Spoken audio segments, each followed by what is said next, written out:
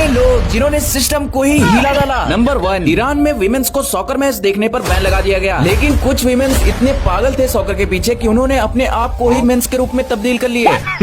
Women.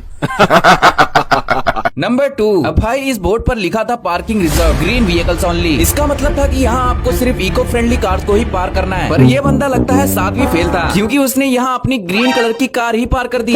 तेजस्वी लोग हैं हमारे पास। नंबर 3, अब भाई इस जगह पर बाईसाइकिल, स्कूटर्स और कई चीजों को यहाँ चलाने से मना किया गया था, लेकिन भाई एक पहिए वाली साइकिल भी तो होती है, उसे नहीं बैन किया गया था। फिर क्या था, आगे ये हुआ। नंबर 4, तुर्की में एक आदमी को फुटबॉल स्टेडियम में आने पर 1 साल के लिए बैन कर दिया गया। इसके बाद जो उसने काम किया वो आपको जरूर जानना चाहिए। भाई इस बंदे ने एक क्रेन को ही रेंट पर खरीद लिया और स्टेडियम के बाहर से ही पूरा मैच देख डाला। ऐसे लोग जो अलग ही लेवल पर हैं। इस बंदे को देख रहे हो, कैसे ये इतना मेहनत भरा काम बस मूनवॉक करके ही खत्म कर दे रहा है। ये बंदा लिटरली सोकर अपने काम को जितनी स्पीड से कर रहा है ना, उतना शायद ही एक नॉर्मल इंसान अपना पूरा फोकस लगा कर पाए। इन भाई साहब ने अपने काम में इतनी महारत हासिल कर ली है कि वो हाथों से जगलिंग करने के बजाय अपने मशीन से जगलिंग करते हैं। अक्सर सोते समय ऐसी आवाज मुझे पड़ोस के घर से आती है। ये एक परफेक्ट एग्जाम्पल है कि काम को स्मार्ट तरीके से करना चाहिए, ना कि हार्ड तरीके से। सोचो इस लेवल पर आने के लिए भाई ने कितने अंडों को फोड़ा होगा। भाई इन लोगों ने ये मुकाम पाने के लिए पक्का कई हड्डियां तोड़वाए होंगे। भाई इस बंदे के सामने तो काउंटिंग मशीन भी बहुत स्लो है। चाइना में रोड क्लीन करने के लिए ऐसे प्रेशर पाइप का इस्तेमाल किया जाता है, और वहीं रशिया में लोग नॉर्मल झाड़ू से साफ करते हैं। डिफरेंस देख रहे हो? भाई पिरामिड बनाते समय पत्थरों को इतना परफेक्टली कैसे काटा गया था, तो शायद ये इसका आंसर हो सकता है।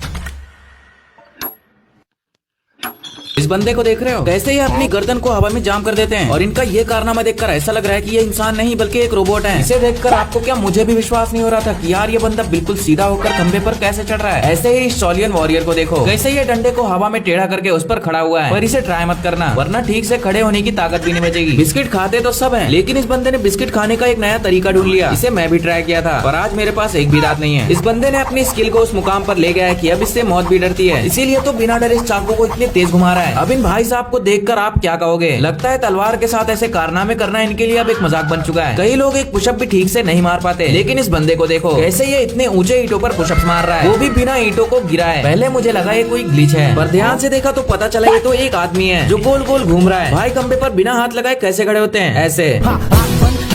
अगर आपको भी मोबाइल चलाते समय बहुत थकावट महसूस होती है, तो आप इस बच्चे का तरीका अपना सकते हैं। इस ऑफिसर को आराम करना था, तो उन्होंने एक बड़ा सा कार्डबोर्ड अपने आगे रख दिया, जिस पर एक ऑफिसर बना हुआ था, और उसके पीछे वो मस्त खराटे मार रहे थे। वैसे ये देखकर वहाँ खड़े लोग ये जरूर सोच रहे होंगे, साले तू।